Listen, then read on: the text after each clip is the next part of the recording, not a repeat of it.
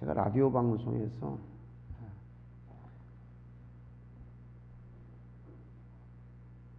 어느 목사님이 이런 말씀을 하는 것을 들은 적이 있어요. 저는 10대 때 중고등학교 시절에 폐병을 앓았습니다. 오래전 이야기입니다. 지금 이제 80이 넘으신 분이니까. 근데 저는 폐병에 걸려서, 그 옛날에는 폐병 그러면 곧 뭐였어요? 죽음이었어요. 목사님들 가운데에 한경진 목사님도 폐병에서 살아나신 분이고, 그런 폐병에 걸렸던 분들이 많으시더라고요. 이 목사님도 폐병에 걸려서 그런 죽음의 고비를 맞았었는데, 이분이 그렇게 말씀을 합니다. 저는 폐병에 걸려서 하나님 앞에 복을 많이 받았습니다. 폐병에 걸려서 복을 받았다는 거예요.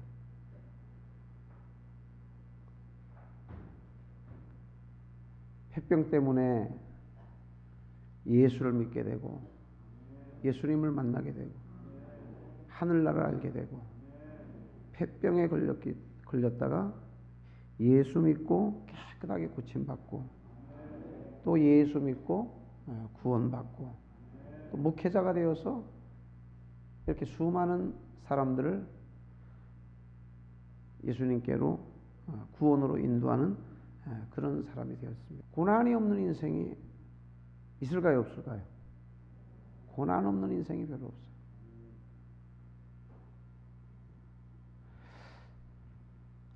어떤 80 이상 드신 할머니가 자기 손자에게 이런 얘기를 했답니다. 이 손자가 신학대학교 교수님이에요. 신학대학교 교수님인 이 손자에게 이 할머니가, 80대 할머니가 전화로 그러셨답니다. 아무개야, 하나님께 다 맡기고 잘 인내해라. 인생은 고난이야. 고난이 싫다면 가서 땅에 묻혀야지. 그런 말씀을 하셨답니다.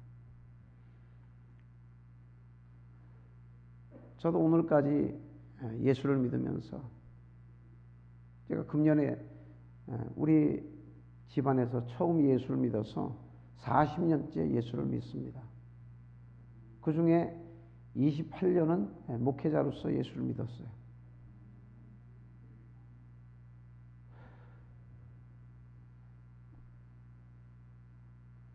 목회하면서 참 많은 그런 어려움들을 많이 겪었습니다. 그래서 그런 고난을 겪을 때에 어떤 데는 너무 힘이 드니까 그 고난 때문에 좌절에 빠집니다.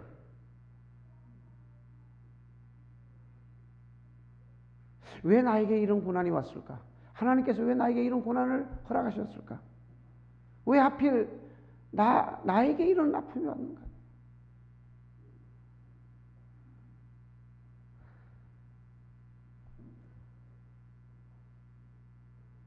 한 3, 4년 전인 것 같아요. 그때에 배낭을 메고 삼각산에 기도하러 올라가는데 눈물이 막 나는 거예요. 그래서 하나님 앞에 그랬어요. 하나님, 너무 힘들어요. 저도 아프고 제 아내도 아프고 또 우리 아이도 그때 다 아팠어요. 몸도 아프고 마음도 아프고, 마음이 아파서 몸이 아프기도 하고, 또 몸이 아플 때 또 마음이 아프기도 하고, 몸과 마음이 하나인가 봐요. 별개가 아니고. 그래서 울면서 산에 올라가면서 그렇게 기도했어요. 하나님, 왜 목회자의 가정에 아픔 있는 사람들에게 치유의 하나님을 전하고요. 또 그렇게 지난날 동안 20년 넘게 전해왔는데 저에게 또 제 아내에게 또 제 아이에게 우리 가족이 다 이렇게 아픔 속에 있어야 하나요? 울면서 그런 기도를 했어요. 그때 저는 참 그 전에는 어려움이 찾아와도 하나님이 이길 힘을 주셨어요.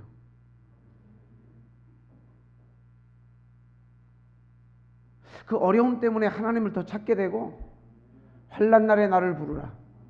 내가 너를 건지리니 내가 나를 영화롭게 하리로다. 그랬습니다. 그래서 이 고난당한 것이 71절에 보니까 오늘 본문에 나에게 무엇이라 그랬어요? 유익이라 그랬어요. 이걸 믿으시기 바랍니다. 따라해보자. 고난은 나에게 유익이다.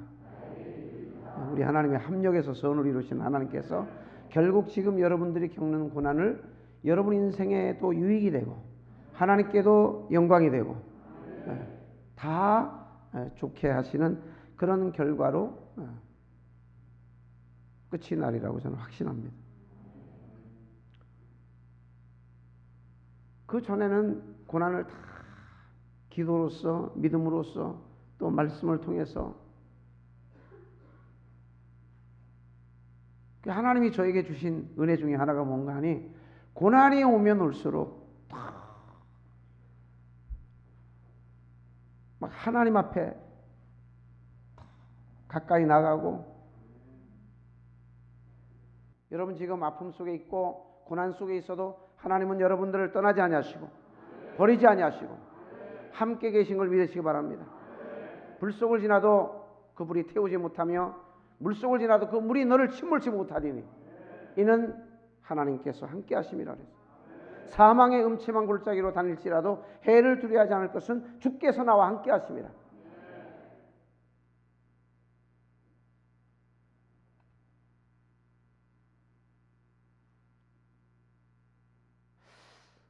선하신 하나님이 우리에게 고난을 왜 주시기도 하고 또 허락하신다고 또 말할 수도 있는데 왜 그러실까? 선하신 하나님. 그래서 고난은 하나님의 신비인 것 같아요. 하나님의 신비다. 따르다 하나님의 신비. 고난 앞에서 이 고난을 겪는 우리 사람 인생의 그런 태도가 두 가지 극단적인 그런 태도가 있는 것 같아요. 예수 믿는 우리 신앙인에게도 마찬가지고 안 믿는 사람에게도 마찬가지고 어떤 사람은 이거 이제 고난과 상관없이 그 두 가지 극단적인 그런 태도입니다. 어떤 사람은 심하게 자신만만하고 자만하게 합니다. 이런 극단이 있어요.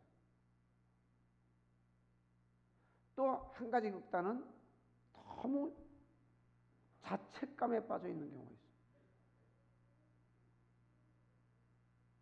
근데 너무 자만한 태도도 좋지 못합니다. 성경에 보니까 교만은 패망의 선봉이라. 너무 자만하면 어느 날 무너지는 날이 옵니다. 또 너무 자책감에 빠지는 것도 문제.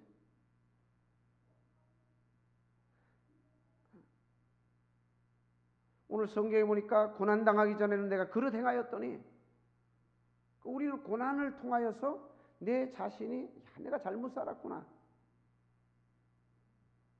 내가 남편으로 내가 내 자녀의 아버지로 또 부모의 자식으로 우리 동생들의 형으로 형제로 또 우리 성도들의 목회자로 내가 잘못 살았구나 하는 그런 심한 자책감에 빠져들기도 합니다. 이것도 문제입니다. 그래서 그 어떤 이 수렁에 빠져서 잘 헤어나오지는 못해요. 저는 이 두 가지 극단을 다 겪은 것 같아요. 자만에 빠지는 경우도 있고, 너무 심하게 자책에 빠지는 것도, 자만에 빠지는 것도 하나님이 경계하시지만, 우리가 그 고난 앞에서 우리 삶에, 우리 신앙에 너무 자책감에 빠지는 것도 하나님은 원치 않습니다. 자책감에 빠지니까 하나님과의 관계가 깨어지기도 하고, 하나님이 나를 버리셨는가 보다.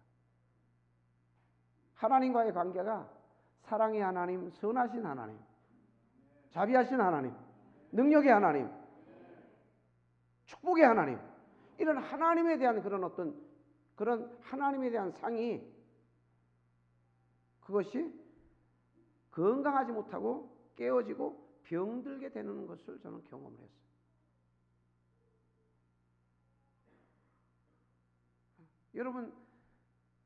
여러분 자녀가 너무 부모 눈치만 살피면서 부모 품에 가까이 안기지 못하고 가까이 다가오지 못하고, 특히 아버지와 자녀들과의 관계가 그런 관계가 가끔 있는 것 같아요.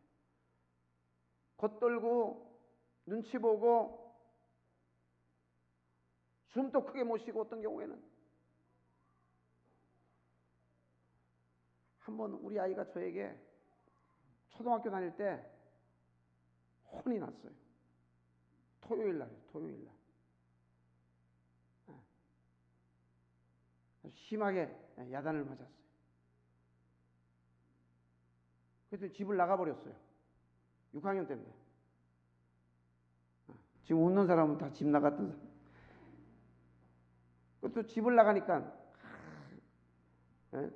야단치고 혼내고 할 때는 속상하고 또 밉기도 하고, 그래서 야단치잖아요. 근데 집을 나가버리고 찾아다니도 없네요. 속상하고 미운 짓 했는데 왜 찾아다녀요? 걱정이 되더라니까요. 그래서 어디서 찾았냐 하면 아파트 지하에서 찾았어요. 글로 들어갔더라고. 요새 옥상은 다 잠겨 있잖아요. 밑으로 들어가 봐요. 그 다음날 주일 예배를 마치고 오후에 집에를 갔어요. 그랬더니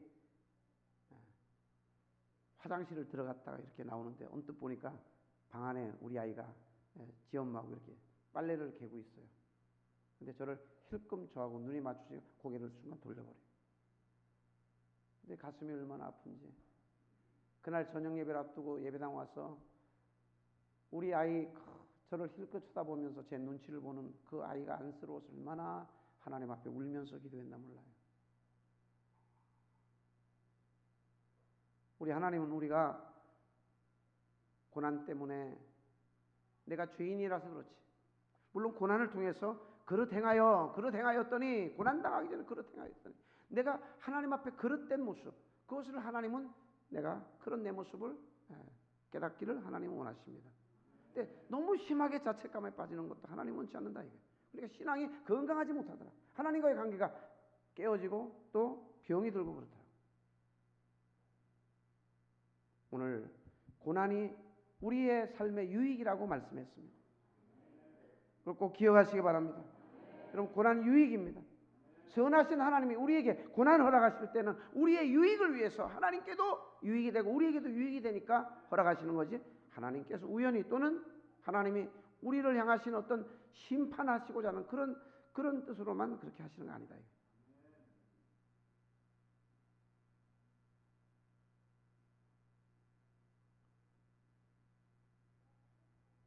어떤 고등학교 음악 선생님이 남자분인데 교회 집사님이, 이분이 예수를 잘 믿었어요. 성가대 지휘를 했어요. 근데 어느 날 몸이 아파서 병원 왔더니 위암 말기라고 진단을 받았어요. 그래서 위를 전부 다 절제해냈어요. 항암 치료 때문에 머리가 다 빠지고 몸이 바짝 뼈만 앙상하게 남았습니다. 한날 저 마석에 있는 어느 기도원에 갔다가 그분을 뵌 적이 있어요. 나중에 그분이 우리 교회 간증하러 오셔서 그런 간증을 합니다. 자기가 그 암에 걸리기 전에는 정말 자기가 예수 잘 믿는 사람이 또 있을까 할 정도로 자기 스스로 나는 예수 정말 잘 믿는다. 나는 괜찮은 사람이다. 이렇게 생각했답니다. 그런데 암에 걸려서 내가 하나님 앞에도 얼마나 죄인이고 사람들 앞에도 내가 얼마나 죄인인지, 내가 합당치 못하고 온당치 못한 그런 행동을 여러 사람들에게, 내 가족에게, 성도들에게, 또 학교에서 학생들에게, 동료 교사들에게 아픔을 주기도 하고, 그건 해서는 안 될 그런 행동을 내가 얼마나 했던가 하는 자기 모습을 깨닫게 되었다고 합니다. 그래서 우리 하나님께서는 고난을 통해서 우리를 깨닫게 하시고 죄인된 걸 깨닫게 하시고 저와 여러분을 낮추시는 줄로 믿습니다. 성경에 보니까 예수님도 십자가를 통해서 예수님을 낮추셨다 그랬어요. 예수님 하나님과 같은 분인데 빌립보서 2장 6절에서 8절까지 보니까 하나님과 똑같은 분인데 사람의 모양으로 이 땅에 오시고 자기를 낮추시고 죽기까지 복종하셨으니 곧 십자가의 죽으심이라. 또 하나님은 고난을 통해서 내 연약함과 내 무능함을 알게도 해주십니다. 저는 어린 시절에 굉장히 가난했어요. 얼마나 가난했나 몰라요. 그래서 초등학교 다닐 때는 우리 초등학교 때 참고서를 뭐라고 그랬죠? 모든 과목이 다 같이 들어있는 거. 전과라 그랬잖아요. 표준전과 또 동아전과 이런 전과가 있었어요. 우리 학교 다닐 때. 그래서 1학기 때 3월 초에 다른 아이들은 부모님이 전과를 사줬는데 저는 1학기 때는 6월 말쯤에 전과를 우리 어머니가 문방구 와서 사주셨던 것 같아요. 2학기 때는 11월 달쯤에 사줬던 것 같아요. 그래서 그 전에는 남이 숙제한 거를 빌리든지 남의 전과를 빌려서 또 같이 보고 그렇게 숙제를 해갔던 적이 있어요. 중학교 들어갔더니 교복은 우리 아버지가 사주셨습니다. 근데 체육복을 제때 못 사서 체육 시간마다 옆에 교실로 빌리러 다닌 거예요. 빌리면 다행인데 못 빌릴 때는 저 혼자 교복 입고 운동장에서 체육 수업 받았습니다. 고등학교 가니까 체육복 말고 또 뭐가 있었어요? 교련복이 있었어요. 교련복. 요새는 교련복 없죠? 교련 몰라요? 교련복을 또 제때 못 사가지고 교련 시간에 또 교련복 빌리러 다니라고. 어떤 때는 남들 다 교련복 입고 운동장에 탁 서 있는데 저 혼자 교복 입고 어떤 때는 열에 당하기도 하고. 그런 속에서 대학 들어가서 예수를 믿게 되었습니다. 할렐루야. 예수를 믿게. 아마도 제가 어린 시절 풍족하게 살았더라면 예수 안 믿었을 수도 있습니다.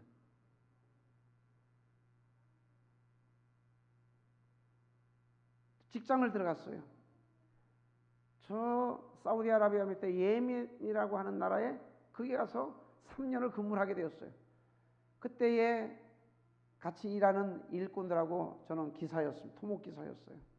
그들과 부대껴서 뭐 일을 만들어내려고 막 부대끼면서 또 하나님이 저를 낮아지게 했습니다. 그런 아픔들을 겪으면서 또 직장을 그만두고 신학교 들어가서 이렇게 신학교 졸업하는데 교회를 개척하게 되었어요. 그래서 수많은 시련과 고난을 겪으면서 또 낮아지게 했습니다. 이 예배당 지으면서 6, 7년을 아픔을 겪었어요. 또 하나님이 또 낮추었습니다. 근데 그럴 때마다 제가 낮아질 때마다 하나님 저를 쳐다봐 주시고 제가 하나님을 찾게 되고 하나님 저를 만나 주시고 은혜를 체험하게 해 주셨습니다. 저는 이렇게 돌아보면 오늘 보니까 고난을 통해서 하나님의 율례를 배웠다. 율례는 다른 말로 하나님 말씀입니다. 저는 정말 어려움 만날 때마다 고난 속에 하나님을 찾다가 하나님을 만나게 되고 그 하나님을 만났더니 하나님 말씀이 믿어지는 거예요. 하나님 말씀을 제가 알게 되었어요. 체험하게 되었어요. 하나님이 치료하시는 하나님이다. 저 뒤에 우리 고재규 할아버님이 병원에 입원하셨다가 저렇게 퇴원하셨어. 오늘 함께 예배드리게 되었습니다. 우리 한번 박수합시다. 앉으세요. 우리 고재규 할아버님이 이제 80이 다 돼 가시는데요. 임파선에 종양이 생겼어요.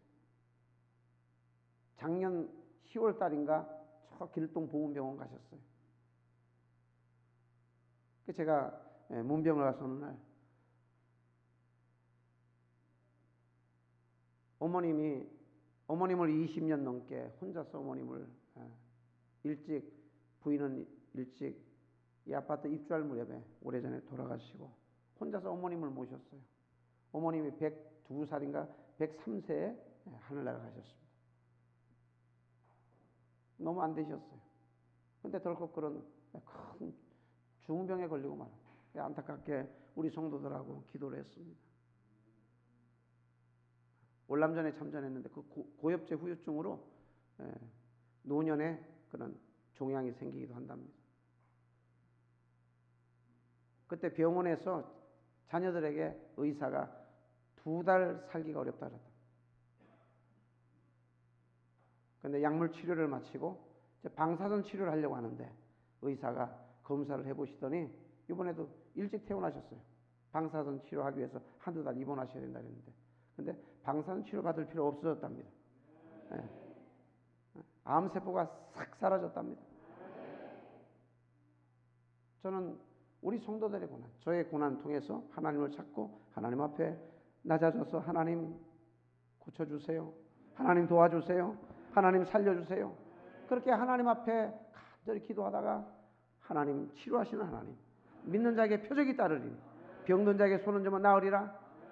또 최근에 또 저와 우리 가족의 아픔을 통하여서 최근에 우리 하나님은 사랑이시라. 하나님은 사랑이시라. 하나님이 사랑이라는 걸 알았어요. 하나님 말씀을 체험하게 됐어요. 하나님 말씀이 진리라는 걸 알았어요. 하나님 말씀이 살아있다는 걸 알았습니다. 주의 율례를 배우게 된 것입니다. 그래서 고린도후서 1장 8절 9절에 보니까 형제들아 우리가 아시아에서 당한 환난을 너희가 알지 못하기를 원치 않으니 힘에 지나도록 심한 고생을 받아 살 소망까지 끊어지고 우리 마음에 사형 선고를 받은 줄 알았으니 이는 우리로 자기를 의뢰하지 말고 오직 죽은 자를 다시 살리시는 하나님만 의뢰하게 하심이라. 사도 바울 같은 위대한 믿음의 사람도 사형 선고받을 정도로 살 소망까지 끊어질 정도로 심한 그런 아픔을 겪었답니다. 뭐 하다가요? 세상에서 쾌락 속에 빠져서 아닙니다. 복음 전하다 그랬습니다. 선교하다 그랬습니다. 교회 세우다 그랬습니다. 전도하다 그랬습니다. 그런데 왜 그런 고난을 하나님이 주셨는가? 오직 죽은 자 살리시는 하나님만 의뢰하게 하심이라. 우리 주변에 우리 이웃에 고난 겪는 사람 많잖아요. 그들이 하나님을 모르는 분들이 많습니다. 이번 초청잔치를 통해서 저와 여러분이 그분들에게 찾아가서 하나님을 알려주고 하나님의 살아계심을 알려주고 천국과 지옥을 알려주고 예수를 전하고 복음을 전하는 저와 여러분 되기를 바랍니다. 하나님 찾게 하시려고, 하나님 의지하게 하시려고. 우리 다 같이 합심해서 한번 기도하겠습니다.